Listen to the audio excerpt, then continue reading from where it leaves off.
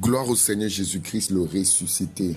Waouh, voici le jour que l'Éternel a créé. Et ce jour est un jour de victoire au nom de Jésus. Permets-moi ce matin de te dire bonjour et bienvenue à notre dévotion matinale produite par Life on Blessings. Nous sommes aujourd'hui vendredi 15 novembre 2019 et par l'Esprit de Dieu, nous allons lire le livre de Ésaïe chapitre 10 au verset 27. En ce vendredi, son fardeau sera ôté de dessus ton épaule et son joug de dessus ton cou. Et la graisse fera éclater le joug. Amen. Bien-aimé, c'est un jour prophétique pour toi. C'est un jour de puissance au nom puissant de Jésus-Christ. La parole de Dieu déclare qu'en ce vendredi, le fardeau que l'ennemi a placé sur ton dos sera ôté.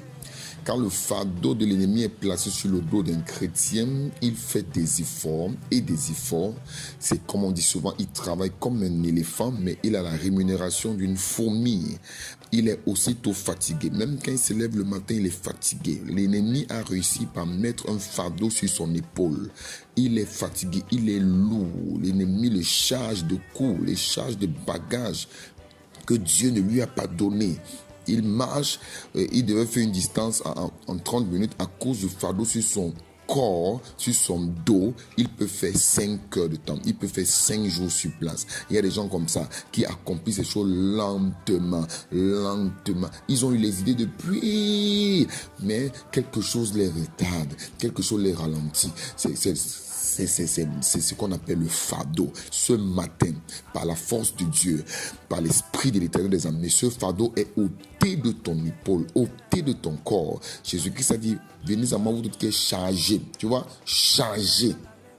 Vous tous qui êtes chargés, je vous donnerai du repos. Venez à moi, vous tous qui êtes fatigués et chargés. Je vous donnerai du repos. C'est ça. Ça te fatigue. Ça te fatigue. Un mariage avec des fardeaux sur le dos te fatigue. Oh my God. Ce matin, reçois ta délivrance. Reçois ta libération. Après, il dit, et le joug sera ôté de son cou. Quand on parle du joug, c'est quelque chose qu'on met sur les vaches. Les gens mettent sur les vaches, les cultivateurs mettent sur les vaches ou les éleveurs. Quand ils mettent ça sur les vaches sont obligées de suivre le chemin. Si elles veulent aller à gauche, le joug va les piquer. Si elles veulent aller à droite, le joug va les piquer. Donc elles sont obligées de suivre un certain chemin que soit le cultivateur ou l'éleveur a donné. Donc c'est comme ça, le joug c'est ça. Ça t'empêche d'aller à gauche ou ça t'empêche d'aller à droite. Ça veut dire que si l'éleveur a dit, ou si ton bourreau a dit tu iras seulement à gauche, le jour où tu vas essayer d'aller à droite, tu seras piqué par le joug. Ça va te faire mal. C'est comme si ton cou sera brisé. Il y a les jougs en bois, il y a les jougs en fer. Oh my God. Et la Bible dit, le joug sera brisé. Et qu'est-ce qui brise le joug? C'est l'onction. L'onction, c'est quoi? C'est la puissance que Dieu donne aux chrétiens. Tous les chrétiens ont l'onction. Tous les chrétiens ont l'onction. Je veux que ce matin, quand tu vas suivre cet audio, tu mettes tes 2 mains sur ton cou. Si tu ne peux pas, tu mets une main. Et tu dis, oh Dieu, tout joug que l'ennemi a pu mettre. Parce qu'en tant que aucun chrétien ne doit avoir le joug sur son cou. Parce que nous portons le joug que Christ nous a donné. Christ, tu vas comprendre ça dans le livre de Matthieu chapitre 11, verset 28, verset 29. Tu vas voir. Donc, nous, on doit avoir le joug que Christ nous a donné. Et quand Christ met son joug sur nous, il dit que son joug est doux. Il est humble, il est doux, il est léger. Donc, on peut faire des grandes choses. Il nous donne la vie en abondance. Mais quand c'est l'ennemi qui réussit à mettre un joug sur nous, bon sang, c'est la souffrance. C'est les peines, c'est les douleurs, c'est les angoisses. Et il peut mettre le joug sur nous par plusieurs moyens, par la ruse, par la manipulation. Mais ce matin, tu mets la main à ton cou et tu dis, Seigneur, au nom de Jésus-Christ de Nazareth, par la force que tu m'as donnée et par l'onction qui est en moi, je brise ce joug. Je brise ce joug de célibat. C'est comme ça, quand une fille a le joug du célibat, quand elle va dans le célibat avec les maris de Trouville, les copains, les amis, les petits amis, il n'y a aucun problème. Le jour où elle veut se tourner, là où il y a un mari, ça pique. Et elle retourne encore dans son ancienne vie, de copain, copine. Un homme, quand il a le joug de la pauvreté, le jour où il fait des affaires, ça pique et il repart encore dans ses affaires de débrouillardise et tout. Mais ce matin, tu mets la main à ton cou, tu dis, le joug est brisé au nom de Jésus-Christ. Alléluia, le joug est brisé. La main de Dieu te délivre de ce joug.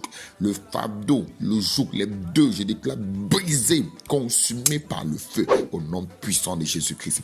Ce vendredi est spécial. C'est ton vendredi de grâce, vendredi de gloire, vendredi de faveur, vendredi de victoire. Au nom puissant de Jésus, fais 2 sueurs de prière. Tu vas dire, Seigneur, tout fardeau qu'on a placé sur mon dos, venant de la maison de mon père, de ma mère, je détruis ça au nom de Jésus. Deuxième, tu vas dire, Seigneur, tout joug que l'ennemi a pu mettre à mon cou, dans mes affaires, dans mon mariage, oh Dieu, je libère le feu, je brise ce joug par l'onction que tu m'as donné au nom de Jésus-Christ.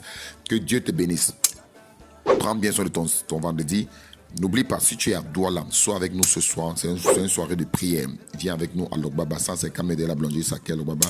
Viens prier avec nous. C'est une soirée de prière. Et si tu ne peux pas, si tu es hors de Douala, hors du Cameroun, connecte-toi à partir de 18h30, 19h à notre page Facebook Anani, Prophète Anani Belin. Tu vas voir le service en direct. Dieu te bénisse. Ta vie ne sera plus jamais la même. On se dit à demain quand les tout. Shalom. Je suis Anani Belin, ton serviteur. Que Yahweh, mon Dieu, te bénisse.